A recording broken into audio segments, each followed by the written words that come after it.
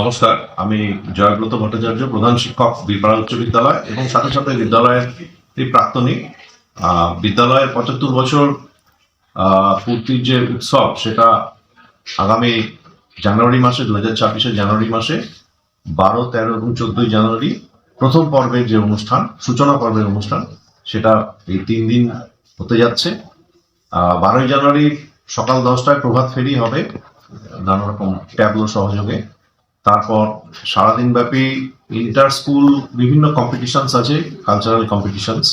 তাতে রিসাইটেশন থেকে শুরু করে সিট অ্যান্ড ড্র থেকে শুরু করে গানের কম্পিটিশন, নাচ, বিভিন্ন ধরনের কম্পিটিশন হওয়ার মধ্যে দিয়ে সারাদিন ব্যাপী হবে। তারপরে সন্ধ্যাবেলায় সাংস্কৃতিক অনুষ্ঠান, আমাদের ছাত্রছাত্রী স্থানীয় যারা আছেন শিল্পী, তাদের নিয়ে সাংস্কৃতিক অনুষ্ঠান। 13ই জানুয়ারি সারাদিন ব্যাপী বিদ্যালয়ের বার্ষিক ক্রীড়া প্রতিযোগিতা 13ই জানুয়ারি হবে সারাদিন ব্যাপী, এবং সেই প্রতিযোগিতায় ক্রীড়া প্রতিযোগিতায় বিভিন্ন রকম প্রতিযোগিতা রয়েছে, যেগুলো ইন্টার স্কুল কম্পিটিশন হিসেবে নেওয়া হচ্ছে। যেমন মার্চ পাস্ট কম্পিটিশন আছে, রিলে রেস আছে, ম্যারাথন, একটা রোড রেস হবে, ম্যারাথনের মতো রোড রেস।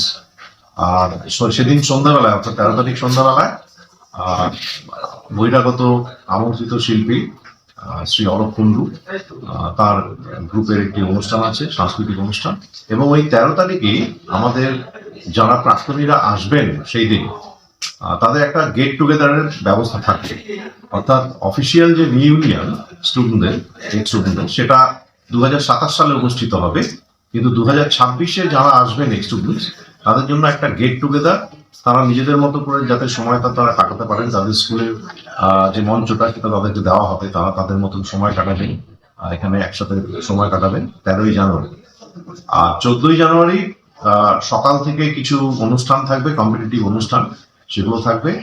আর সন্ধ্যাবেলায় যে সাংস্কৃতিক অনুষ্ঠান, সেখানে আমন্ত্রিত বহিরাগত শিল্পী হিসেবে খ্যাতনামা সঙ্গীত শিল্পী অন্বেষা দত্তগুপ্ত, তিনি সেদিন পারফর্ম করবেন।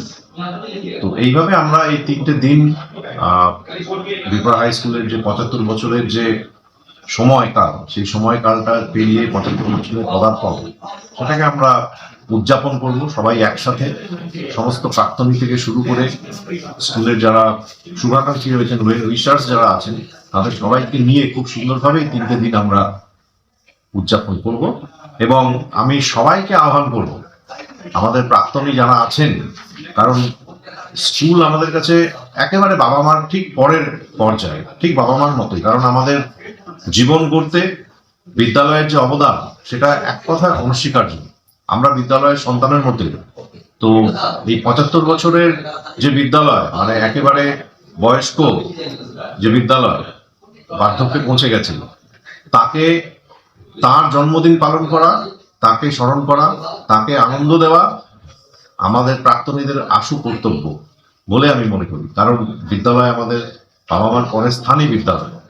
তো আমি সমস্ত প্রাক্তনীকে অনুরোধ করবো যে আপনারা আসুন, এই 3 দিন উৎসবে সামিল হন। পরবর্তী পর্যায়ে 2027-এ যেটা হবে, সেটার প্রস্তুতিও আমরা এই পর্যায়ের মধ্যে দিয়েই করবো, আপনাদের সাথে আলাপ আলোচনার মধ্যে দিয়ে। তো আপনারা আসুন, বিদ্যালয়ের পাশে দাঁড়ান, আনন্দ করুন, আপনাদের ফেলে যাওয়া দিনগুলো স্মৃতিচারণ করুন বিদ্যালয়ে এসে। আমি আপনাদের সবাইকে আমন্ত্রণ জানাচ্ছি, আপনারা সবাই আসবেন এই 3টে দিন বিদ্যালয়ের পাশে এসে দাঁড়াবেন। ধন্যবাদ।